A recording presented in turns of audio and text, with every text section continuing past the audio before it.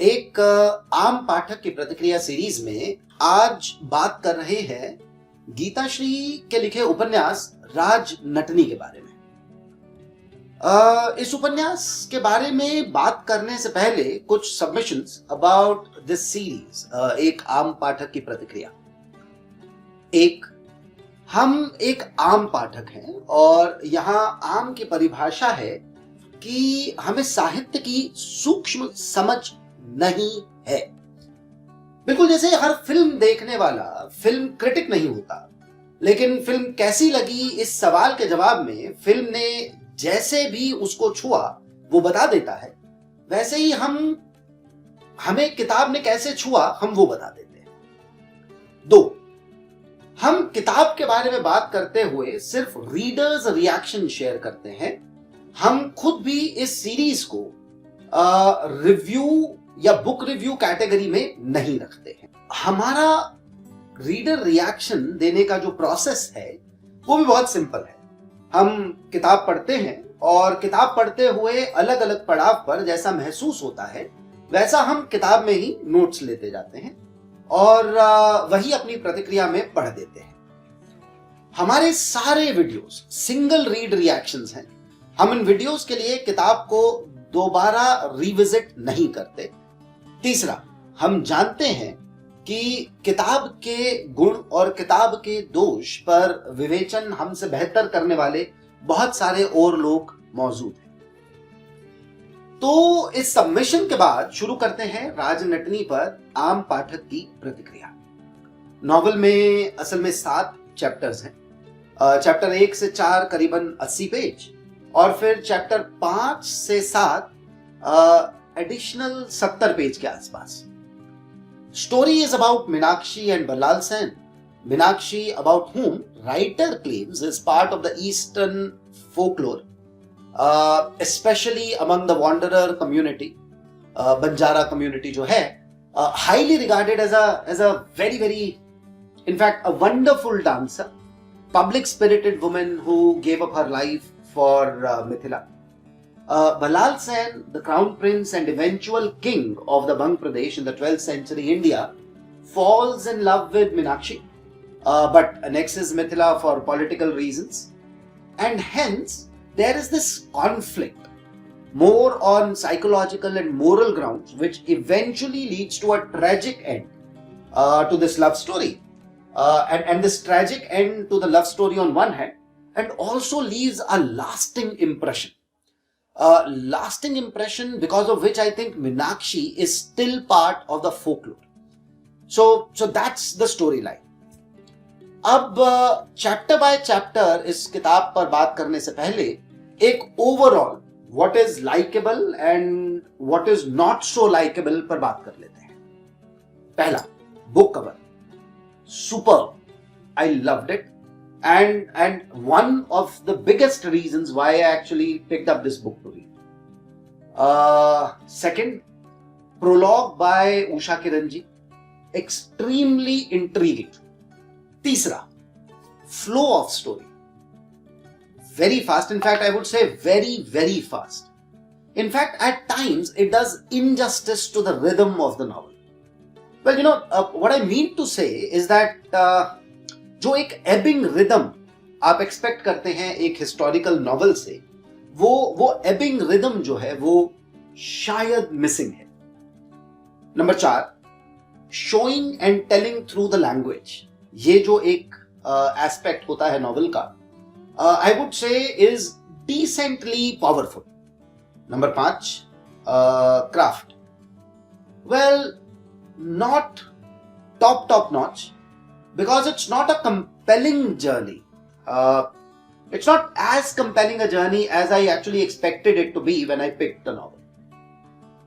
Number 6, language I would say is lingua franca at best. असल में जो real dampener है वो ये है कि while I expected some regional dialect, flavor of elite, because Ballal Sen obviously is elite, and flavor of non-elite. Meenakshi comes from the non-elite class. ये जो फ्लेवर है elite और non-elite लैंग्वेज का वो is is less compelling in the novel. Number 7, wow factor. किताब के आखिरी में there are references, suggestions for reference readings at the end of the novel, और वो मुझे बहुत पसंद आया. अब बात करते हैं chapter by chapter. So chapter 1 page 9 से शुरू होता है पेज 45 तक. मीना एक बंजारन लड़की, उस बंजारा परिवार से जो 3 पीढ़ी पहले मिथिला में आकर बस जाता है और एग्रीकल्चर, खेती में और स्पेशली फूलों की खेती में लगा हुआ है. चैप्टर 1 में मीना के दादा से कहानी शुरू होती है, तेजी से पिता और फिर उस तक यानी मीना तक पहुंचती है, और फिर बड़ी तेजी से मीना के नृत्य की धूम जो है वो मिथिला में फैल जाती है. नॉवल डिटेल्स में नहीं जाती. यूजुअली पीरियड बेस्ड नॉवल में जिस तरह घटनाओं के बाद घटनाएं संवाद से संवाद जोड़कर दृश्य से दृश्य पर टापते हुए टाइमलाइन बढ़ती है, वैसा नहीं हो रहा है इस नॉवल में. Well it is almost like कि कहानी जो है वो इटसेल्फ इज इन अ हरी. जैसे कहानी जल्दी से जल्दी अपने फंडामेंटल एसेंस, मीना का त्याग, मीना और भल्लाल का प्रेम, यहां तक पहुंचना चाहती हो. पहले पेज पर मीना का दादा जब अपनी पत्नी से बात कर रहा है, नॉवल का पहला डायलॉग भी है ये, तो वहां एक डायलेक्ट का फ्लेवर है. प्रदेश विशेष की बोली का ये फ्लेवर फिर एकदम से नॉवल से खत्म हो जाता है, चला जाता है, और वापस वो आपको मिलता है जब आप पेज 28 पर पहुंचते हैं. इसके बीच में there are no dialogues or the dialogues are in plain Hindi rather than the dialect flavor जिसके बारे में मैं बोल रहा हूं. मुझे ये थोड़ा खटका टाइप्स. एक और रीडर रिएक्शन अबाउट चैप्टर 1 और फिर हम आगे बढ़ते हैं. Each page has approximately 300 words, which means if we talk about the first 45 pages, it's about 13,500 words approximately. Now, out of these 13,500 words, approximately 700 से 1000 words जो हैं are devoted to onset of menstruation, a relatively less relevant aspect of the character, especially when character is eventually going to be the royal dancer in the court of Mithila and become a folklore in the entire eastern belt. Far lesser focus on how she acquired her skills. Less mention of the turmoil that either the lead character or the associated characters actually went through in their pursuit for attaining that skill, that knowledge, that perfection in the art form that they were pursuing. असल में वो Natni actually जो eastern belt के folklore का हिस्सा होने वाली है, उसका बचपन, स्पेशली ऐसा कैरेक्टर जो एलीट क्लास से नहीं आ रहा है, उस किरदार में अदम्य साहस, देश के प्रति त्याग, अस्मिता का बोध, एटसेट्रा एटसेट्रा, ये कैसे उसके किरदार का हिस्सा बना, ये डिटेलिंग होती तो कहानी के साथ शायद और ज्यादा जुड़ाव महसूस हो पाता. Now, let's move to chapter 2.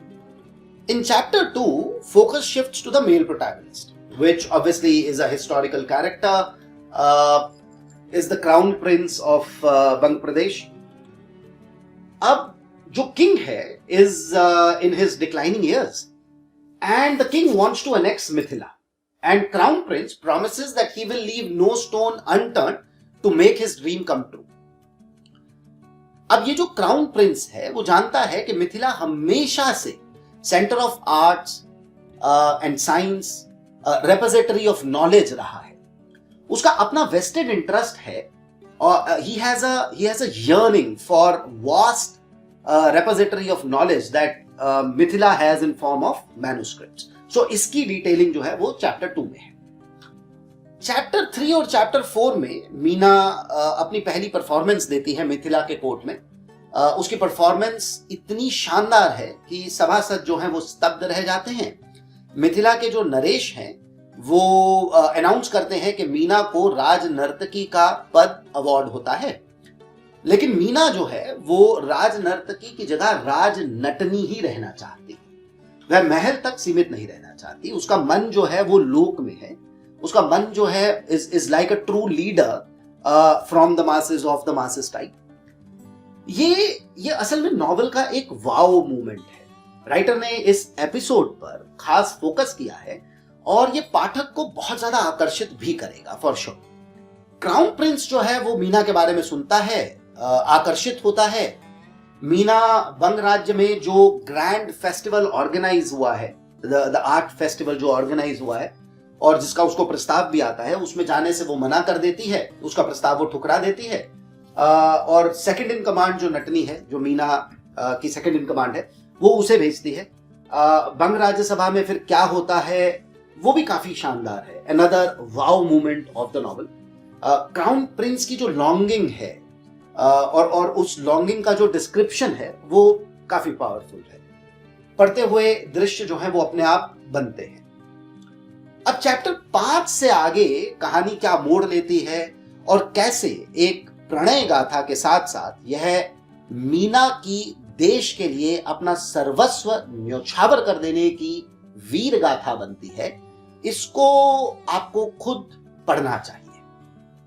हम कुछ ऐसे कहेंगे कि चैप्टर 5 से किताब आपको और आप किताब को पूरी किए बिना नहीं छोड़ती। तो ये है रीडर रिएक्शन या एक आम पाठक की प्रतिक्रिया राजनटनी पर। एक नटनी जो अपने अद्भुत कला कौशल और सौंदर्य से राजनटनी बनती है और समय आने पर अपनी सूझबूझ और वीरता का परिचय देते हुए मिथिला और उसके साहित्य को बचा लेती है। धन्यवाद। जय हिंद।